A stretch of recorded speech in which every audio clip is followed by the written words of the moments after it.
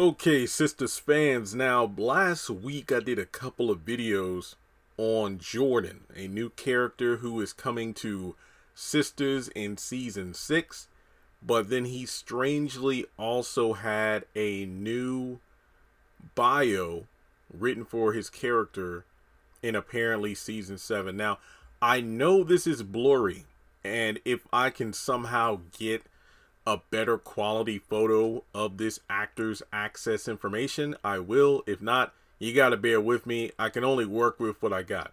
Now, at the top of this picture, ignoring all the Jordan stuff, I'm not talking about that. It says Sisters, strangely enough, Season 6, Episode 701. Now, people have been kind of going back and forth in the comment section on my videos about this. In TV talk, 701 is 7 as in season 7, 01 as in episode 1 of season 7. Why it says season 6, I have no idea. But since the draft, aka the script, is April 10th, my assumption is somebody probably just goofed and put season 6 instead of 7. Now, if I'm wrong, I'm wrong. But we're not here to talk about, what season and all this stuff. Talk about the right-hand side. Okay, Tyler Perry Studios, executive producer, no surprise there. Director, to be decided. Wait a minute. To be decided. But then we get to writer, Jamie Giddens, who, if I'm not mistaken, was... Well, actually, no, I'm not mistaken, because I looked it up. The creator of the hit show from OWN, which sadly only lasted one season before it was canceled. Yeah, Mr. Giddens wrote that show. And from there, when I look at, his resume, he's had experience as a writer. The Rich and the Ruthless, Days of Our Lives, and of course, like I already said, Ambition. So, given his track record, I think we're in for quite a treat in Season 7. Unless it is Season 6, but the typo was wrong. I'm just going to say Season 7. So, yeah, I'm a bit taken aback by this. Like, okay, Tyler Perry is finally handing the reins of Sisters to someone else. Now, I don't know if Mr. Giddens is going to be the writer of every single episode, but, since it's the first episode of a new season, I feel like this is a chance to say, you know what? Season 7 is when the show is finally going to take things up. Unfortunately, that means we still have to get through all of Season 6 in order to get to Season 7. I kind of had the same feeling when it came to having to sit through Season 3 to get to Season 4. I forgot what month is coming out. Is it next month? Oh, happy May. It is May 1st. But yeah, whenever comes out, I think it's June, if I'm not mistaken.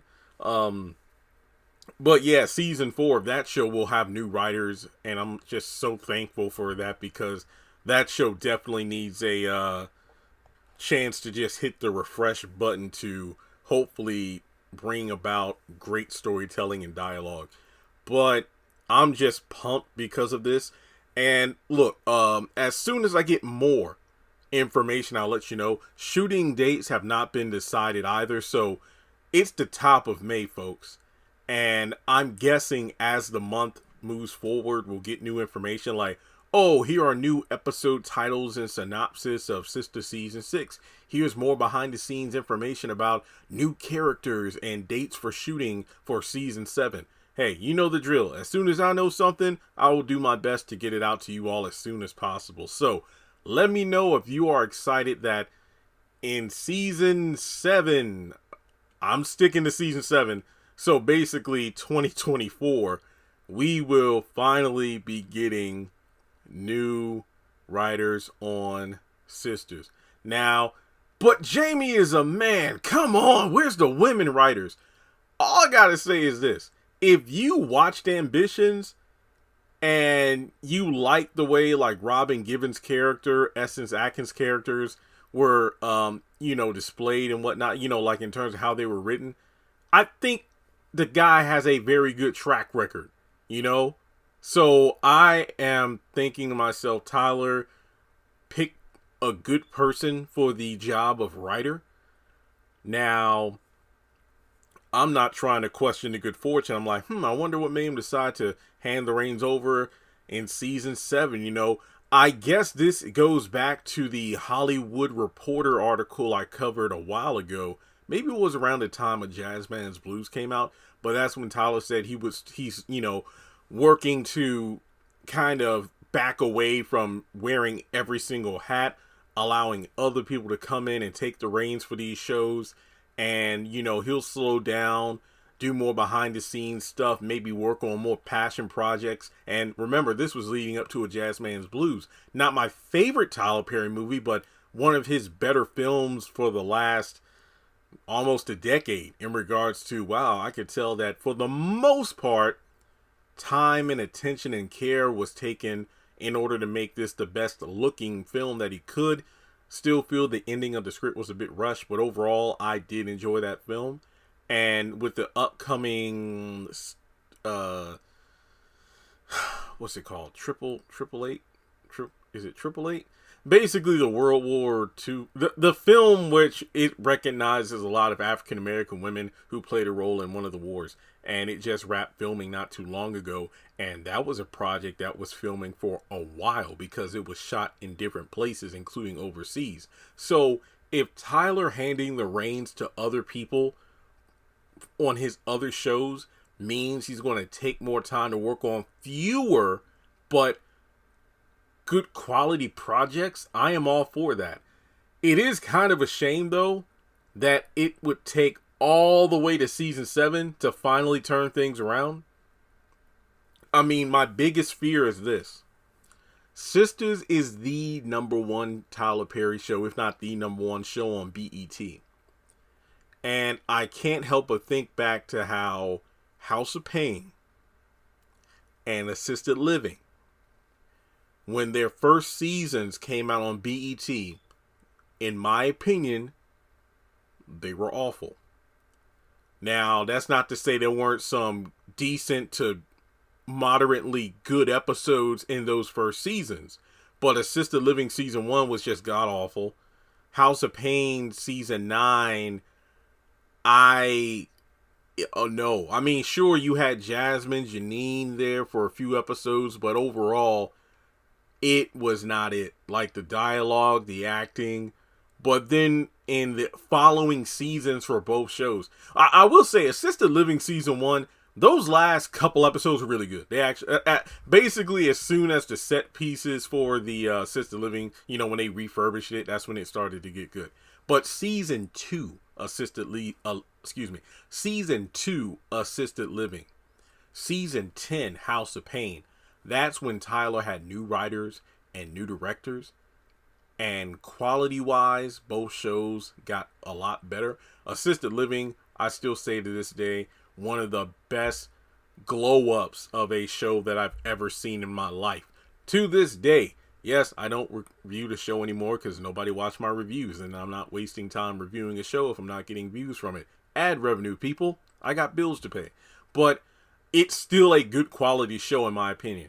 House of Pain, I feel like Assisted Living has more wins than House of Pain, in my opinion, when I watch the shows and I'm like, which episode was better? And I'm like, yeah, it's Assisted Living. But House of Pain has some bangers there as well. But the thing is, despite all the improvements made when there are new writers and directors on these shows, the ratings begin to tank. And that's what I'm afraid of here. What if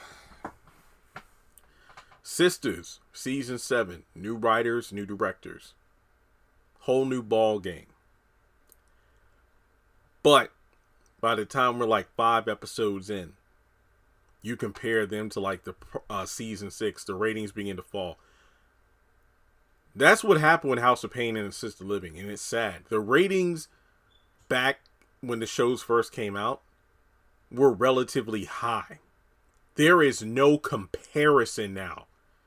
I remember looking at Wikipedia, this was several months ago, I was talking with somebody, I forgot I don't know, was it another fan or was it someone who was on assisted living? I forgot, but either way, on Wikipedia, let me just kind of put in perspective. So, going back to the worst season, season 1, it was pretty consistent. I mean, the episodes, the first 2 were in the 1 million range, because remember, they doubled up episodes. It was like, hey, here's an hour of House of Pain and here's an hour of assisted living.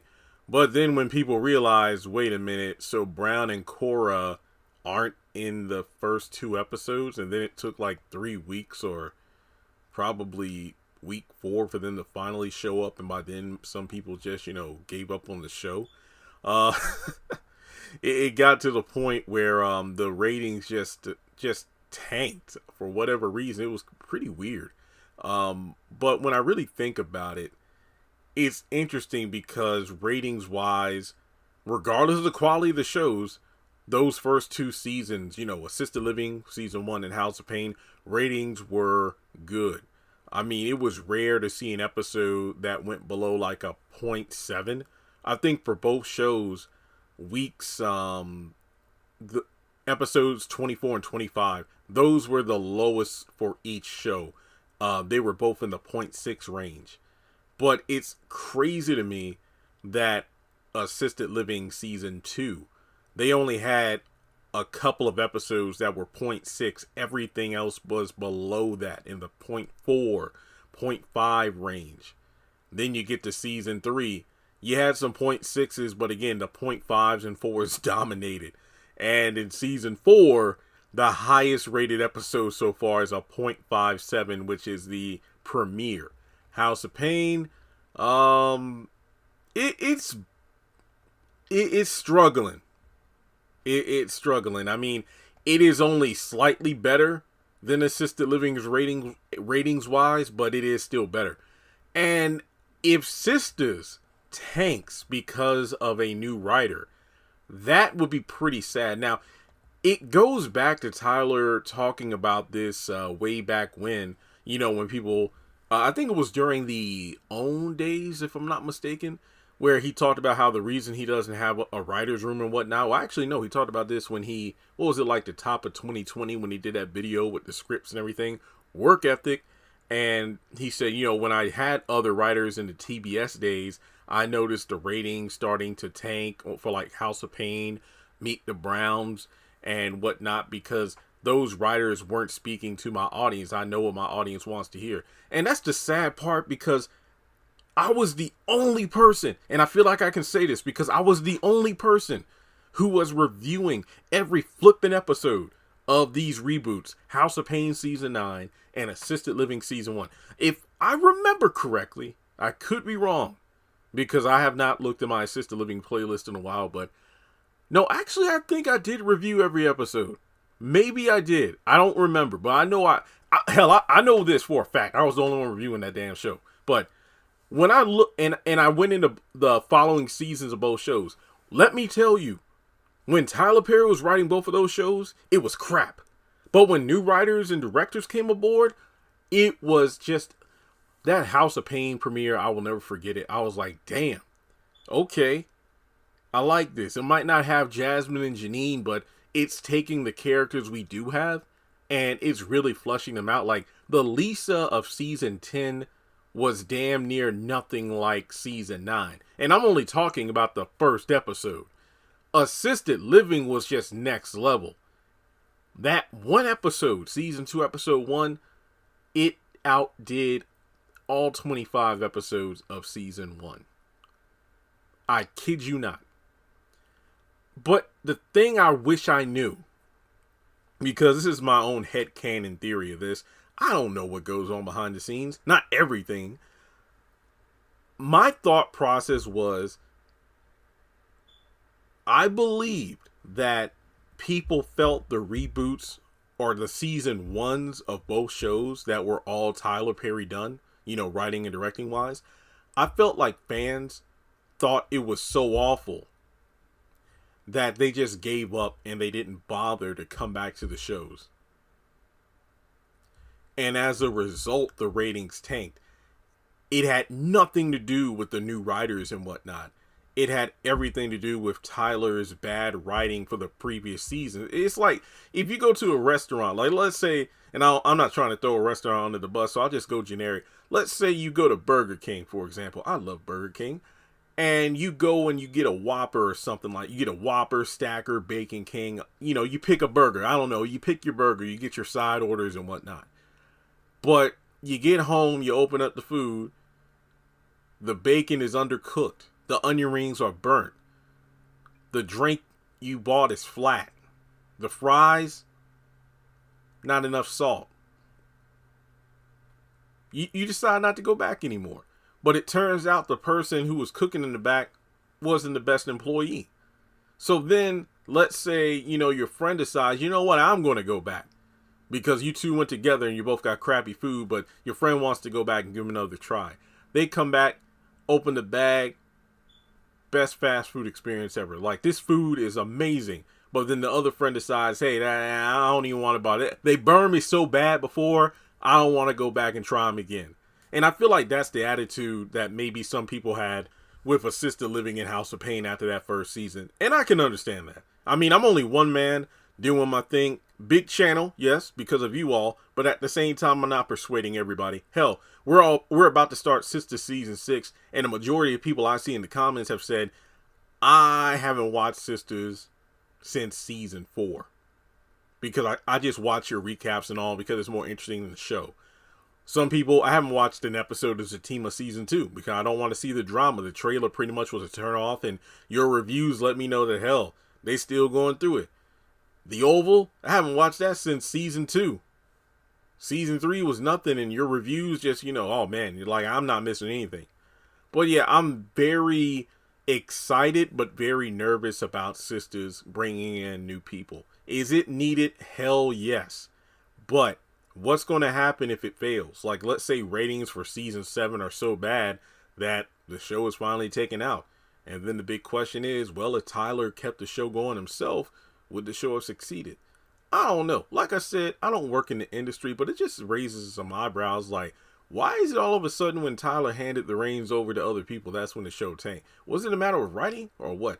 I mean, with a sister living House of Pain, it didn't really help that they kept flip-flopping what nights of the week they would be airing and what time slots. I mean, that can be, a factor, but, I'm not trying to make no conspiracies here, but I'm just a fan indulging in this stuff as much as you all. So let me know your thoughts in the comment section below. Here's my thing, though. Theoretically, based on all the flack Sisters has gotten, and I ain't gonna lie, I've contributed to that. All the flack has gotten over the past couple years, if not the few seasons. Even with new writers, if the number of fans who have complained about Tyler Perry's writing, if they tune in to support the show when there are new people behind the keyboard or whatever, Sisters' rating should be through the roof, outdoing every number that it had when Tyler was writing seasons 1 through 6. It's kind of in the same vein of, I cannot escape this. I feel like for the past 3 weeks or whatever, this has been everywhere on my screen, whether it's my phone, my TV, when I'm on my computer through it and whatnot. Chloe Bailey's solo album being a flop. 10,000 units in the first week, that's it. Beyonce, this is her fault, or you know what, the fans' fault. And I don't even listen to the music like that. And this isn't a slight at Chloe and Halle, because I actually listened to their song for the first time last week, Do It, and I'm addicted to that song. Yes, it is 2020. Well, it was April 2023 when I heard that song in its entirety for the first time, and I'm like, damn, this is good.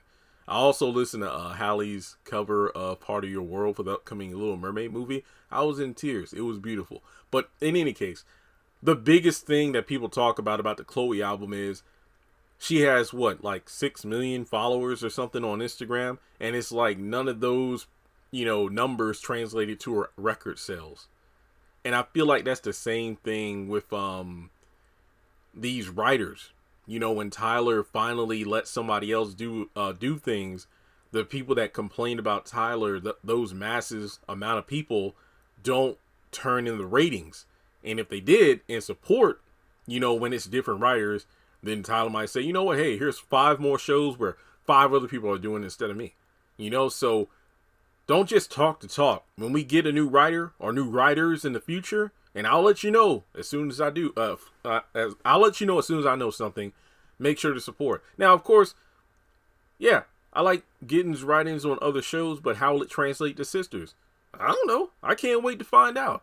Gotta wait till next year to do it, but hey, I can't wait. So let me know your thoughts in the comment section below. I know this is a lengthy video, but this is a subject I felt that couldn't be covered in 2 minutes. Technically, it could have been it. Hell, I could have made it like a 45-second short. But this is something a lot of people have wanted for quite some time.